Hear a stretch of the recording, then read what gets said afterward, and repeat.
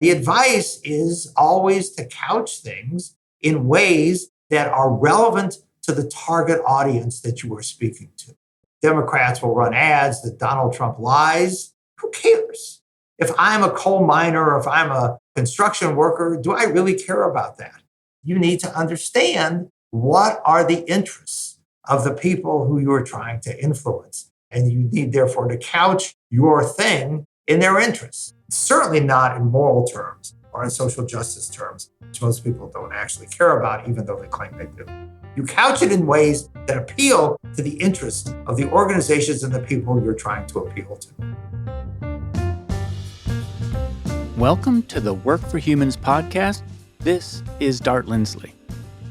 What do you think of when you hear the word power? If you're like me, you might be a little bit ambivalent when it comes to power.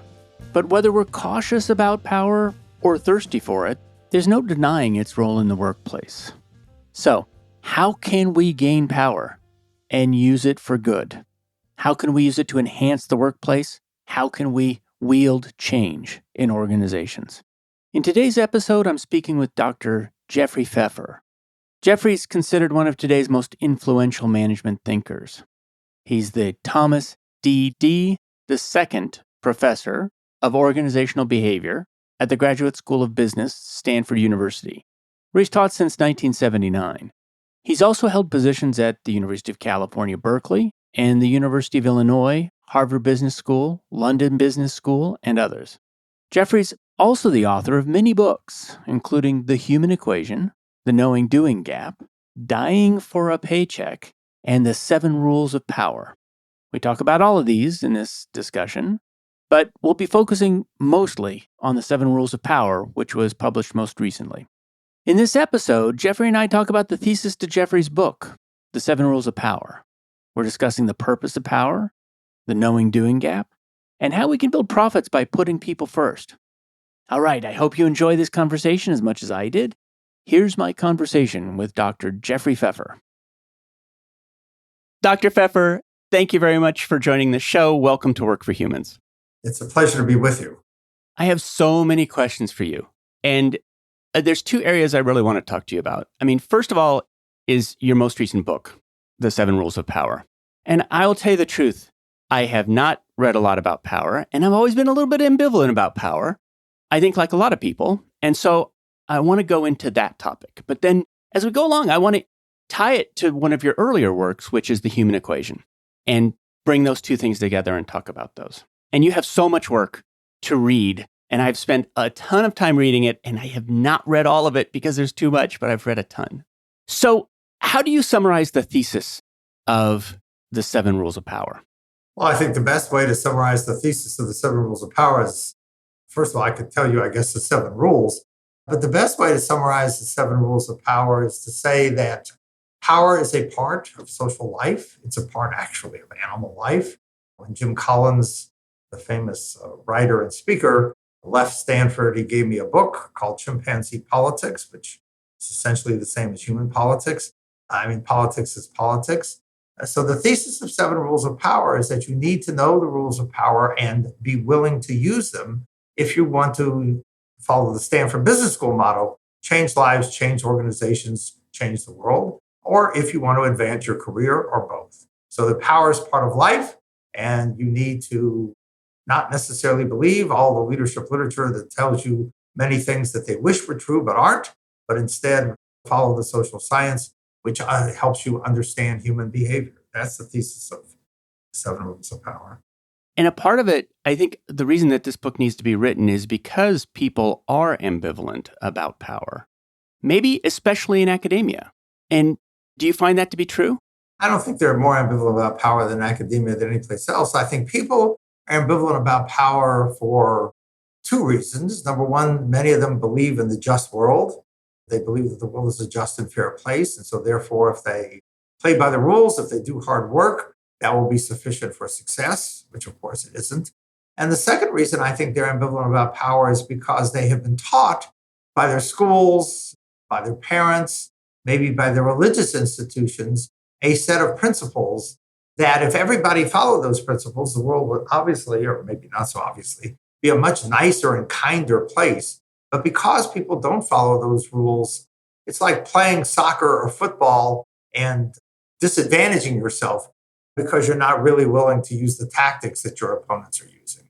Now, there's a whole bunch of terms that swirl around this topic, and you can't possibly define them all, but I do want to get some clarification, mostly because I don't want to misuse them and assume that they're the same thing. So, the word power, there's leadership, there's influence, there's control, and there's agency. And I think, let me focus on one in particular. Are power and control the same thing? I think power has mostly been defined, I think correctly, as a potential. So you can think about this in terms of electric current, or you can think about it in terms of an explosive device. Power is the ability to set off the explosion or to produce the current. Influence is power in use. Control is one way in which you might use power. I can use power. I don't need to use power to get control. I can use power to get something done or make something happen. That helps. I like the idea of it as potential. And in fact, one of the things I wrote down here is one of the people who influenced me in terms of strategy in general, but military strategy is Colonel John Boyd. And he says that power is the ability to survive on one's own terms or to improve your capacity for independent action. And I think that idea of independent action, it means that you don't have to act, but you are free to act independently, more so if you have power. Yeah. Is power the same thing as being in a position high up in a company? Well, they're related, but it's not the same thing. There are people high up in companies who, because of their own behaviors or for a variety of other reasons, don't have as much power as that formal position should allow them. And there are other people far down in the organization who have more power than their formal position would provide them. You can see, for instance, chief of staffs or by reputation, people like Rasputin would have had a ton of power, even though he or necessarily occupied a position of formal power. And the Trump administration, when he was still active in it, Steve Bannon probably had way more power than whatever his formal title would have given him. Yeah. So formal position gives people the capacity to have power, but not everybody is very good at turning that capacity into actual power. And there are people without the formal title who actually wield quite a bit of power. One of the things that I think gets conflated in my own head as I read Seven Rules of Power is the idea that the purpose of power is to gain position, and gaining position gives you power. And I don't quite know how much to decouple those things. One purpose of power is to get yourself position, salary, advancement. That is certainly one way in which power is often used. To become, for instance, CEO of a startup, or to become CEO, for that matter, of a non-startup, to rise up in the organization. And the reason why people want to rise up in the organization is that typically gives them control over more resources and also higher salary. And most importantly, there's a tendency, it's not always this case, that the higher you rise in an organization, the more autonomy, the more job autonomy you have, the more ability you have to create the conditions of your work. And we know from Sir Michael Marmot's research and a bunch of other research, job control produces health. To the extent that you're able to control the conditions of your job, you are likely to live longer and healthier.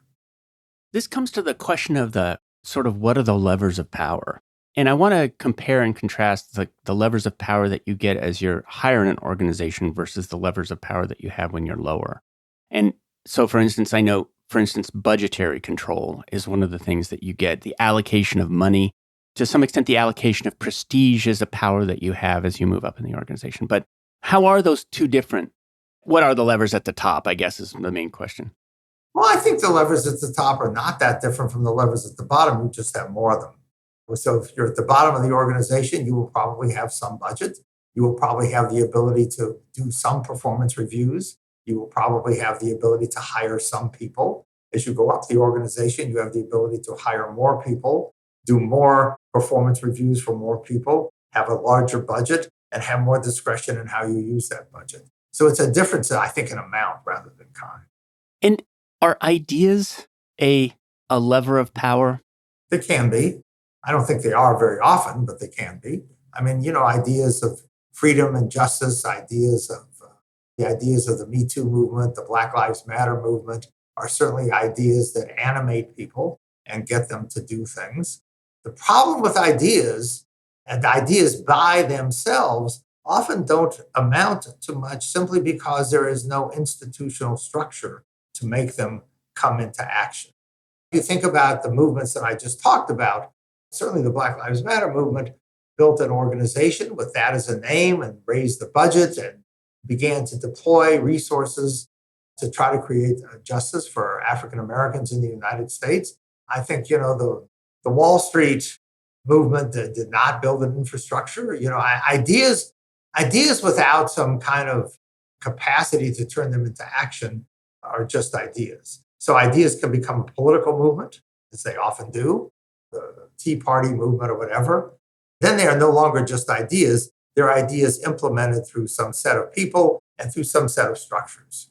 That's, I think, unbelievably important. Like when I look at, for instance, I can't remember the name of the movement, which just goes to show it did not become powerful, but the movement against the 1% and the fact that it was deliberately decentralized. The Occupy Wall Street. Occupy Wall Street. Thank you very much. Exactly. Good example of that.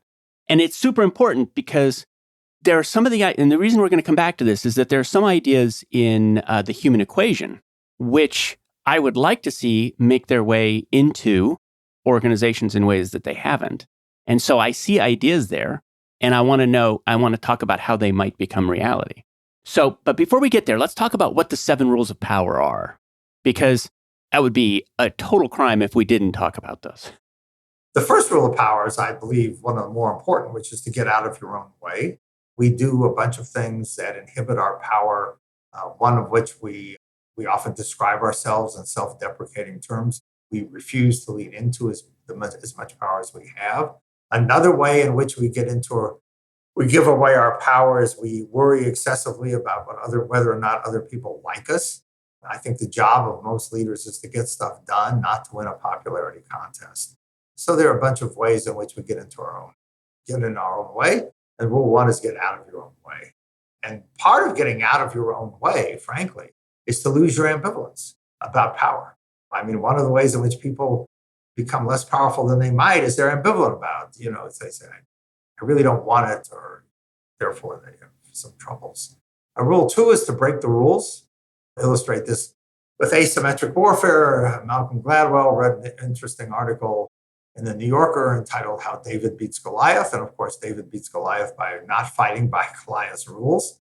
So breaking the rules is, asking for things, being bolder than you might otherwise be, just not worrying too much about what the formal rules are. If you think about the civil rights movement, that is a lot around breaking the rules. There were rules you had to sit in the back of the bus. There were rules that you couldn't vote. There were all kinds of rules. You couldn't sit at lunch counters, etc. And the late John Lewis would say, you need to make trouble. You need to make good trouble. So I think a lot of social reform movements begin by identifying rules that they believe to be unfair or unjust, and then they break them. That's rule 2. Rule 3 is to act and speak with power. We respond to people based on their body language and on how they sound and how they talk. Rule 4 is to build a strong personal brand. Come back to if you want. And then promulgate that brand. Rule 5 is to network relentlessly, build tons of social relationships with influential people who can help you get things done. Rule 6 is to use your power. Power is not like a glass of water or a packet of sugar. If you open a packet of sugar, when you use it, it's gone. When you use your power, and if you use that power effectively, it actually produces more power because people want to be associated with people who can get things done and are successful. And so the more you use your power to make things happen, the more people and backers and customers will come to your side. And then rule 7, which is an interesting rule and I believe to be probably the most important. One of the self-inhibiting things that people engage in is this thought that says, if I do X, when I rise to the top, people won't like it and I will have enemies and people will try to bring me down, etc. Most organizational processes are variance amplifying rather than homeostatic. And by that, I mean, They become self-fulfilling and self-reinforcing. And so the rule 7 says that when you are powerful and rich, and the two often go together, but they don't have to, when you are successful, when you become a big deal, people will forgive and forget what you did to get there. And there are a zillion examples of that. Yeah, one of the things I noticed I thought was super interesting. I can't remember which of your books was one of your middle books on power was predated the Trump presidency. And you brought him up as an example of people who know how to wield and attain power. And I'll bet you were way less surprised than the rest of us when he got it. That is true. I actually wrote a column for Fortune in 2015 saying that basically the premise of the column, which is, I believe to be true, it's also the premise of my book, Leadership BS, is that we have a set of qualities that we think we want in leaders, but we actually don't select leaders that have those qualities at all. So we say we want modest leaders, but in fact, narcissism reliably predicts accession to leadership roles. We say we want people who tell the truth, but in fact, lying is not lying. There's actually a study that goes back decades. It's entitled "Lying in Everyday Life" that shows that lying is number one common and number two not sanctioned. We say we want leaders who take care of others. Meanwhile, of course, the ratio between CEO to average pay has gone up. We have these set of prescriptions which bear no resemblance, not much resemblance to reality. And Trump, I think, has many of the qualities we say we don't want, but the qualities we actually select for.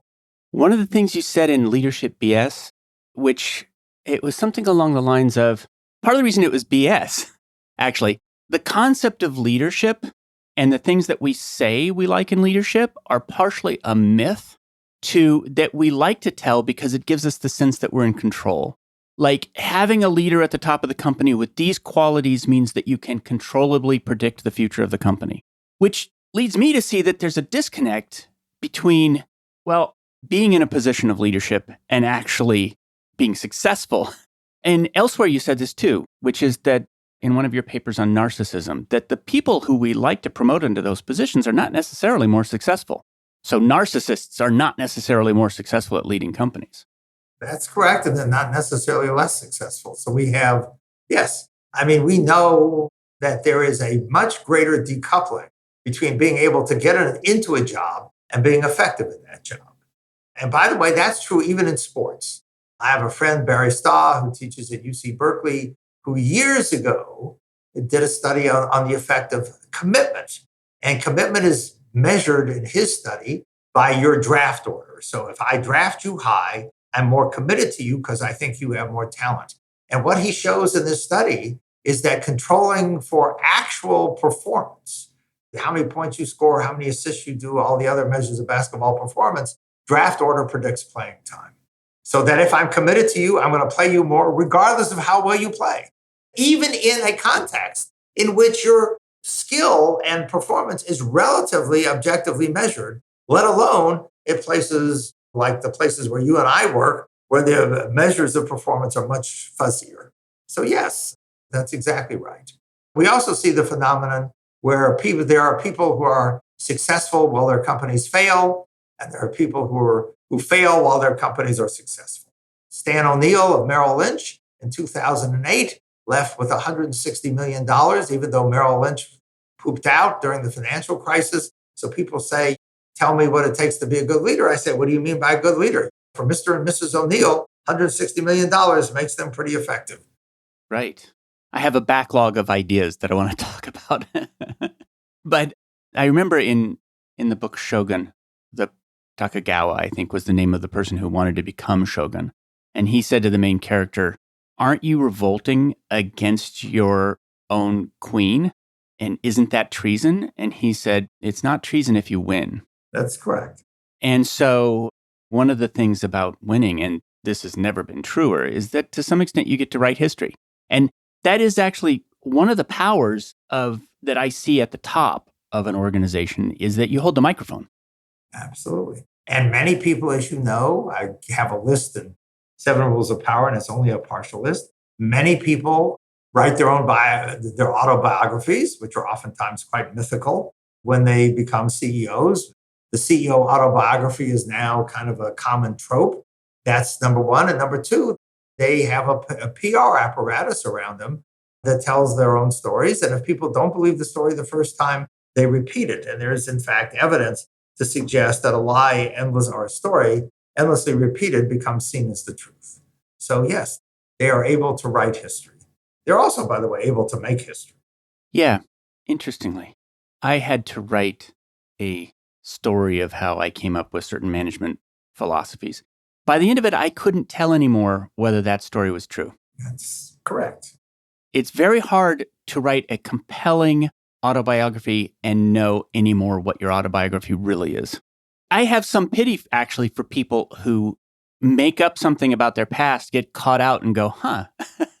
First of all, they may have known that they were lying, but at some point, they might not. That's correct. So I want to start transferring over to this interface between power and the human equation. So in the human equation, how would you describe that thesis? Well, the thesis, I think, is extremely well described by its subtitle. The book is titled The Human Equation, and the subtitle is Building Profits by Putting People First. And that is the thesis of the book, that if you build organizations, and then this actually to some extent ties into my 2018 book, Dying for a Paycheck. If you build a culture, which is what I would describe as people-centric or human-centric, in the sense that it has a set of management practices that fundamentally keep people healthy, physically healthy, psychologically healthy, and keep them engaged and helps attract and retain the best people, you will outperform your competition.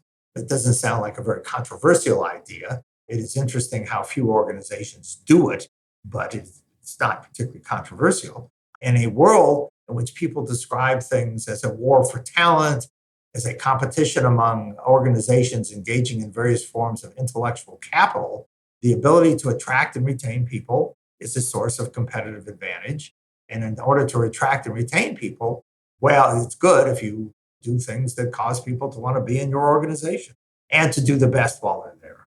And those things include selective recruiting for cultural fit, investing in them, doing training and development, letting them use their gifts and skills by making decisions, in other words, decentralizing things, having an egalitarian culture, which I think Google once had, I'm not sure it still does, in which basically anybody can come up with ideas and anybody can point out problems so that you get a much more open and decentralized set of information. So you don't have information getting filtered as it's passed up the top of the organization, paying people, not only on the basis of their own individual performance, but on the basis of the organization's performance. So they have some incentive to share their knowledge and skill and help other people do better. Things like that permit you to attract and retain good people, selective recruiting, first of all, and then training and developing them, and then letting them use their knowledge leads to much higher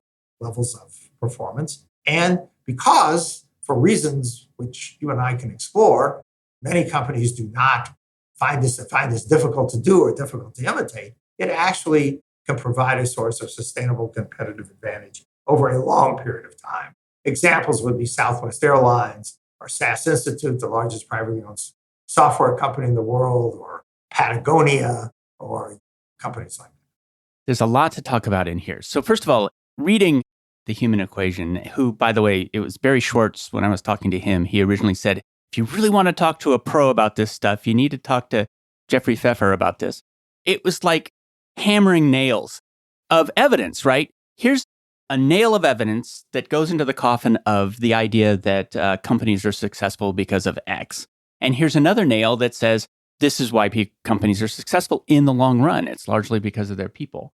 Has that evidence continued to pile up, or have there been any changes in your thinking since then? Or changes in the evidence? The short answer would be no. I think the evidence has continued to pile up both cross-culturally and in different industries. And the logic behind this is not going to change at all. As if anything, the logic behind this has become truer with the Great Resignation, the stresses imposed by COVID. All of that has made the ability to attract and retain and engage and get the best out of people even more important. And the issues of health effects have become even more in the fore given the behavioral and physical health consequences of COVID. Yeah, I want to talk about that, which is that several of your papers are about, well, dying for a paycheck. On the one hand, there's thriving for a paycheck. And on the other end, there's dying for a paycheck. And I'm going to make an assumption that these are actually two ends of a spectrum, which is that if people are dying, this is not a thriving workforce, right? What is going on there, and what has emerged as additional evidence during COVID around harm from work? Well, I think the evidence has just continued to accumulate. It's not particularly new evidence. You can see, I and a colleague just published a column a couple of days ago about healthcare. Burnout in healthcare is not, everybody knows that the healthcare workers are burned out. It would not surprise you to know that a relatively high proportion of physicians plan to cut their hours. It would not surprise you to know that a relatively high proportion of physicians plan to quit. It would not surprise you to know that a relatively high proportion of nurses and physicians and other healthcare workers are in fact quitting. It would not surprise you to know that there's evidence, which is common sense, but there's actually studies that demonstrate that healthcare organizations that are filled with burned out people have worse patient outcomes. There's more errors, there's more all kinds of issues. And finally, should not surprise you, but given the numbers I'm about to quote, this is a piece of information that the healthcare system essentially does not use. There was a study done, and this is now maybe 5 or 6 years ago, that looked at how many hospitals were run by physicians versus non-physicians, MBAs, Masters in Public Health, whatever. And out of about 5,000 or 6,000, I'm not going to remember the exact number, but it's approximately that. Out of about 5,000 or 6,000 hospitals in the United States, by that time, God knows what it is today, 245 or about 250 maybe. All of these hospitals were run by doctors. Everyone else was run by a non-physician. This, of course, is a huge change from 40 or 50 or 60 years ago when hospitals were always run by physicians. But the study demonstrated, and its causality is, of course, a little tricky here, but what the study demonstrated is that hospitals run by physicians outperform the other hospitals. And I'm not talking about financially. I'm talking about measures of patient well-being, which are generally accepted to be good measures of patient well-being. So now I've given you a very interesting paradox, because I've told you healthcare organizations run by physicians outperform those that aren't, but almost no organizations are run by physicians. And isn't that interesting? Yes. It's an interesting thing in a lot of ways. First of all, I've noticed such substantial differences moving from, who runs a company and what their skill set is. Cisco Systems is led by salespeople, and Google is led by product managers. And culturally, radically different between the two. It's very, very interesting. So what's happening is that power is essentially going to the people who are least qualified in a hospital, less qualified, not least qualified, to run the companies, to run the hospital. Right. Because they go to Stanford and they learn how to wield power. Yes, well, I'm not sure I'm responsible for all of this. But the problem is, we can talk about how important it is that your router be working properly or that your software be working properly. But in healthcare, the outcomes are actually oftentimes life and death, or morbidity and mortality. There are real consequences both for the burnout in the healthcare system, for who's leading these organizations. Okay, so first of all, you just gave me an idea about how to pitch an idea to my own leadership. Thank you. And then, and I'll just also mention my wife's and most of our friends are in education in some way or another. And the whole teacher profession has taken a huge hit from this, which is that people are simply not enrolling in credentialing programs. So the future teacher population is dropping, and the number of people who have retired out of the system accelerated because of COVID. By the way, that's true. That's true for medicine as well. Absolutely. And the other thing that's happened with teachers, the bad news is that teachers are leaving. The slightly better news is that apparently students are leaving also. I don't know if you saw the article the other day in the New York Times about how there are now 2 million fewer students enrolled in classes in the US. Yeah. And that's because the students, and nobody knows actually where they've gone. I mean, they may have just dropped out, they may be being homeschooled, but the experience of going to school on Zoom was awful. And so truancy and actually dropping out of school has become an enormous problem in this country. I'll tell you, one of the things that happened there is that it requires an absolutely exceptional teacher to be able to, A, adapt to Zoom and then get Zoom to sing. It can happen. And I saw my wife do it because she had all of her kindergartners doing sign language on Zoom. But it's very rare. It takes enormous capabilities. So here we've got this long history of evidence that continues to pile up, that being a people-centric company drives success.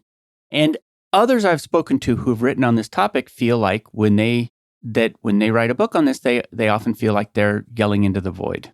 The evidence suggests that they are, and the evidence suggests that I am also. This goes back to my question of whether ideas have power. So why? I suppose that's the big question, right? But what is it that's the gap between these ideas and this evidence and it actually being enacted? So I wrote 2 other books. Both of these were written with my dear friend Robert Sutton, who also wrote the famous book, The No Asshole Rule. One of the books was called The Knowing-Doing Gap, and that is the gap between what we know and what we do, which exists a lot in organizations, where you hear an organization say, we know we need to do training and that we shouldn't stop and start training based on the economic cycle because it's hard to do and it's economically inefficient to stop and start this and rebuild your training department. But we do it anyway. So there's a gap between knowing and doing. And the other book that we wrote, which is titled horribly, which is Hard Facts, Dangerous Half-Truths and Total Nonsense, Profiting from Evidence-Based Management. We should have just called the damn book Evidence-Based Management, is a book about the gap between what people do and the evidence. So there's a gap between what they know and what they do, and there's a gap between what they do and what the evidence suggests they should do. And we pointed out these gaps, and we talked about maybe how to overcome these gaps, but I don't think we ever really understood all of the sources of these gaps. But there is certainly a gap between the evidence and management practice. There's less of a gap between medical evidence and medical practice, but there is also still a gap. I had once the head of the Mayo Clinic tell me that once something became accepted practice, the evidence for it was overwhelming, that it took 18 years for that to diffuse to maybe 50 or 60% of all the doctors. And it took 2 years to diffuse completely, even within the Mayo Clinic, who had a hierarchy of authority to try to make this happen.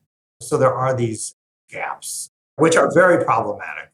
Well, I can't remember. Francis Bacon wrote Novum Organum in 1600, I guess, or 1500. And yet, essentially, the evidence for evidence has not gotten through. Scientific method is 400 years old, and yet scientific method is not necessarily accepted. That's correct. And so the idea that, that the ideas of the human equation or the importance of running a human-centric organization would not be accepted is not that surprising. We don't accept lots of evidence, and we don't accept evidence for the effectiveness of various interventions. And it's just part of the thing. I have a friend who teaches at ESA, the business school at Barcelona. It's part of the University of Navarra. And her comment to me, I think, interesting and I think important. And she said, you do not give up articulating science shows to be true, and you do not give up trying to make reforms that will make organizations and societies better just because you're having difficulty. Right. That's actually something you say in 7 Rules of Power is be persistent. Yeah. You have to keep pushing. And it is one of the things a wise consultant said to me when our project failed was that change comes in like the tide. The wave comes up the shore and it recedes from the shore. And then the wave comes a little farther up the shore and it recedes from the shore. And so if you look too micro, all you see is the tide receding, but it's not. Yeah. That's a great title for a book, by the way. The Evidence for Evidence, or something like that. Okay, here we've got this knowing-doing gap. And to some extent, I was thinking of asking this question next, which is someone in the middle of an organization like I am, who wants to advance ideas like those in human equation, like I do, one of the questions is how to have power over the powerful. And I think it was, I want to say, and I'm going to missay his name and you can correct me, was it Pierre Boudreau, sociologist? Could be, yes. All about social capital. Anyway, he basically said that there's knowledge people and there's power people in organizations, and that knowledge people are in the pursuit of truth and power people are in the pursuit of power. And that knowledge people are always going to be incredibly frustrated in that situation because they come forward with truth. I've got truth. And the power people don't care. And when people talk about speaking truth to power, it always sounds brave, right? Because power is going to crush you if you speak the truth. That's not what it is. Power is going to just ignore you. So how do you see bridging the knowing-doing gap? I mean, to some extent, you use the 7 rules of power. You build relationships with the people in power. You show up in a powerful way. You learn how to use language in ways that become more rather than less persuasive. You persist. You show up with energy. You figure out what's in it for them. You reframe stuff. They had a conference for me last weekend in honor of my career. Not that I'm about to retire, but they decided they better do something or else there would be a memorial service someday. And then they wanted me to see it. And, one of the people at that conference was Robert Cialdini, the author of the book Influence, who's, I think, probably the single smartest social psychologist in the history of the universe, but certainly one of the smartest people. And one of the things, and he gives advice to the Democratic National Committee, which, by the way, systematically ignores him, even though the advice is, of course, excellent. And the advice is always to couch things in ways that are relevant to the target audience that you are speaking to. The Democrats will run ads that Donald Trump lies. Who cares? The Democrats will run ads that say he grabbed women's whatevers. In some sense, if I'm a coal miner or if I'm a construction worker, do I really care about that? And his point, which I think is both extremely simple and extremely well supported, but extremely profound, is you want to phrase things in ways that resonate with the concerns and cares and interests of the target audience. So, which the Republicans are much better at than the Democrats. But inside of an organization, you need to understand what are the interests of the people who you are trying to influence. And you need, therefore, to couch your thing in their interests. So if you're talking about Stanford healthcare, which is part of Stanford University, which I've been quoted as saying is the only difference between Stanford and Google is our margins are higher. Stanford healthcare is about money. They will tell you about patient care and patient quality, mostly bullshit. They're basically like all other parts of academia about money. So therefore, if you want them to do something, couch your appeal in terms of how it's going to generate more revenue and or reduce their costs and reduce their profits. Don't talk about patient well-being. It's that day you will give some lip service to, not much. It's not something that they're really going to pay that much attention to. Similarly, Stanford University responds to people who are into ideas for which you can raise money. So we started a college of sustainability, by the way, which does not talk about human sustainability. That's an interesting issue. In any event, why do we start a college of human sustainability? Because we could get John Doerr to give $1.1 billion. This suggests that, in fact, sustainability is a well-packaged set of ideas. By the way, there's also a lot of science behind it. It's a well-packaged set of ideas that permit you to raise money. So if the coin of the realm is money, you couch things in money. If the coin of the realm is social justice, you would couch it in social justice. If the coin of the realm is, are people better able to get a job or better able to afford to send their kids to college based upon some social policy, you couch it in that term. Certainly not in moral terms or in social justice terms, which most people don't actually care about, even though they claim they do. You couch it in ways that appeal to the interests of the organizations and the people you're trying to appeal to. So this, took me most of my career to learn. Second of all, in fact, all of my career, potentially. In our conversation ahead of this, you said, what's the most common nickname for HR people? And you said, weenies, HR weenies. This is about the idea of agency. And who takes it and who doesn't. And so, how's HR doing in terms of taking agency, in your opinion? Not well. And the evidence for this is that we know that layoffs create economic insecurity. In the words of a guy who used to run Air Products and Chemicals, who's unfortunately now deceased, when I worked with him, he said it took us 2 years to plan the layoff. Pardon me, no, he said it took us 2 months to plan the layoff, 2 weeks to do it, and 2 years to recover. Economic insecurity is bad. I mean, basically, when companies say to me, why are employees resigning? I said, because you signal to them in 1,000 ways that you don't care about them at all. So why should they care about you? So many HR organizations, including those at Stanford, just do the layoffs. They don't push back. I think HR organizations, and of course, there's a wide variation depending upon whether you're talking about your former HR leader, Laszlo Bock, or the typical HR person. I think many of them are overly concerned with keeping their bosses happy and therefore keeping their jobs.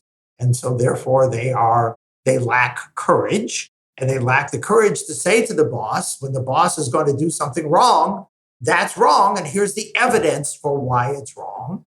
If you, God forbid, had some serious disease and you were going to drink bleach to cure it, a la COVID and Donald Trump, it would not be good for me to say, well, Dart, you are who you are and you're my boss. And so I'm going to let you drink the bleach. Your best interest would be served if I said to you, there's no evidence that the bleach is going to cure COVID. And in fact, taking the bleach inside of your body is probably going to cause all kinds of other health problems for you.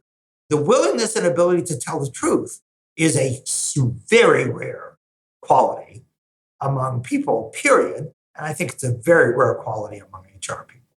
Yeah, this is where the two books really come together for me.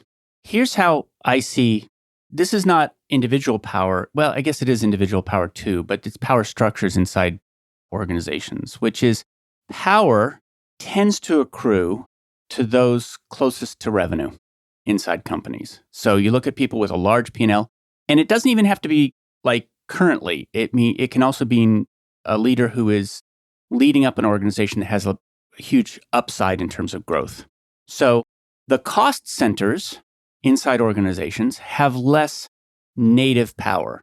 They're not at the head of a large revenue stream. They cannot make arguments that they're going to be able to make a big difference by directly influencing the top line. Most of their arguments have to be around influencing the bottom line. And this puts a lot of those organizations into a position of essentially courtiers, which is that in order for one to obtain personal power, one must essentially pay court to those that are closest to revenue. In HR, this manifests in different ways. One way it manifests is that frequently individual members of HR who are client-facing, who support those leaders who have the largest organizations, are actually more powerful than the chief people officer because they inherit power from whoever they're supporting. And a part of how you obtain that power is by potentially telling those people what they want to hear. It's a dynamic inside companies that essentially causes HR departments to turn away from the workforce.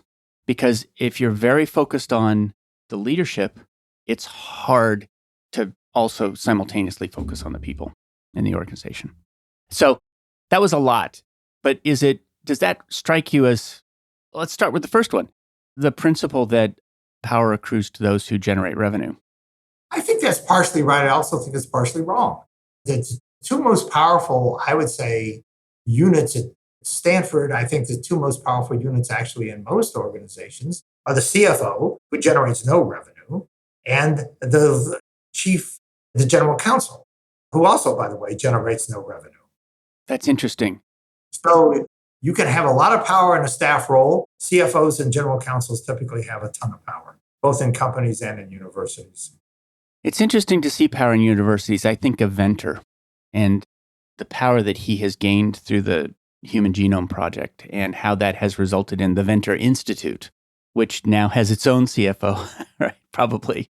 But this is also true in companies. I mean, I would argue that at the moment, Ruth Porat has a ton of power at Google. And I don't know about your general counsel. I don't know his or her name, but I believe that they are also quite powerful in terms of determining, and that certainly would be true in Facebook now, where a lot about the product design and what their policies are going to be is going to be determined by people, either public affairs or legal or some combination of legal and public affairs. I think your principle isn't true in general. There are exceptions. And by the way, I think one of the reasons why the exceptions are exceptions is I haven't like done a study of general counsels or CFOs, but most of the ones I've met have a quality that most HR leaders do not have, and that is they have a willingness to basically seize power. Peter Uberoth, who ran the 1984 Olympics and used to be baseball commissioner, had a saying that power was 20% granted and 80% taken.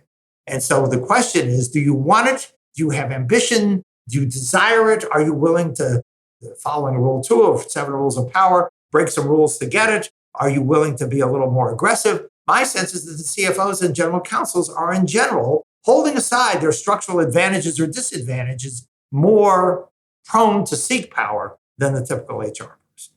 Yeah, it's interesting. One of the more powerful chief people officers is Fran Katsoudas at Cisco. She facilitated in a very active way the hiring of the next CEO. And that has put her in a position where she gets to do some very good things. And Cisco hit the top of Fortune's best places to work, despite laying off thousands of people every year. That's quite an accomplishment, I think.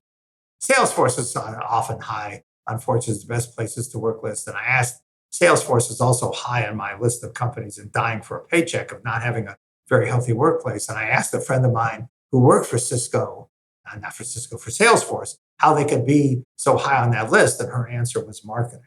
That internal marketing can substitute sometimes for the reality of life. Right. And one of the applications of power is to create truth. Yes, exactly. I have seen repeatedly organizations launched that were focused on employee experience and that were focused on creating an organization that was people-centric. And what I find happens is that their budgeting is unstable and the organization's attention to them is unstable. And so they get launched, they run for a few years, and then they get shut down. And it's because they're in the part of the company that has a harder time acquiring budget. So this is a complicated question. In the human equation, you talk about the importance of self-managed teams. In Rules of Power, there's a possible reading that power and control are the same thing. Are these two concepts, power and self-managed teams, in conflict with each other? I kind of have an answer to that, which is if you have power, you have the strength to enable self-managed teams. It doesn't have to be displacing the power of self-managed teams. So I would say people ask me a version of that question, not as specific as you would have asked it, as you just asked it. But people ask me a version of that question all the time, which is, how do you square your work with basically things like dying for a paycheck or competitive advantage through people or the human equation, building profits by putting people first, with your books on power? And the answer is that I don't. And I don't in a very simple and I think fundamental way. So one of the things that drives me nuts is the sloppiness with which people talk about management and organizations. So I have friends who will say, what makes a leader successful? Or I have friends who will ask me, what makes an organization successful? Or what makes an organization, in quotes, perform well? And those are terms that I think are way, way, way, way too imprecise. Success has multiple dimensions. We know that earnings per share growth, profit margins, margins on sales, margins on invested capital, these are all dimensions of organizational level performance. They're not uncorrelated with each other, but the correlations are small. We can talk about people's happiness. We can talk about their success as a parent. We can talk about how much money they make. We can talk about how many promotions they've gotten. We can talk about other dimensions of personal success. And those dimensions are relatively uncorrelated with each other.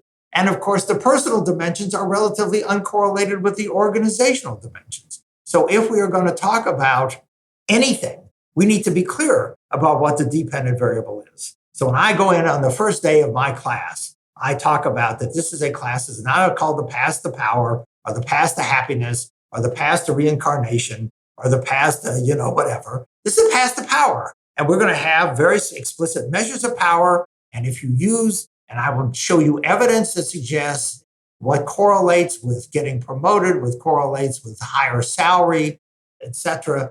That doesn't mean you ought to be maximizing your promotion and your salary, but we have to focus on something, or else basically we have slop, intellectual slop. And so I am clear in the books I write about human resources, what the dependent variable is. Dying for a paycheck, my dependent variable for the work I do on human health are measures of human health, behavioral health, physical health. I am clear in the work on the human equation what my measures are, and they are not necessarily the same measures that I use in power. So I look at different dependent variables in different studies, which I think is fine. But anyway, so the things don't all have to all be the same. That makes total sense. And I also think when you optimize any system for one variable, other variables can take a hit. That's correct.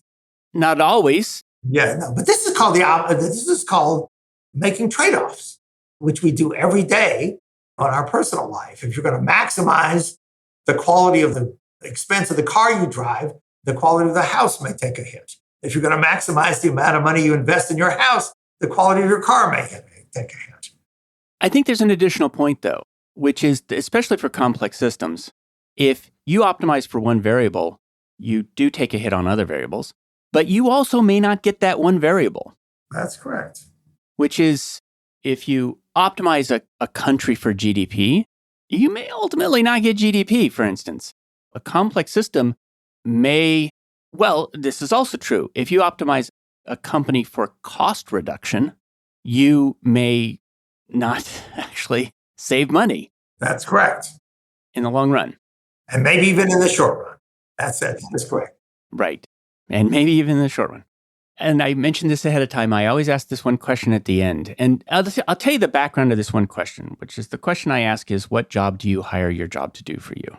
But the reason I ask that particular question is because of my belief.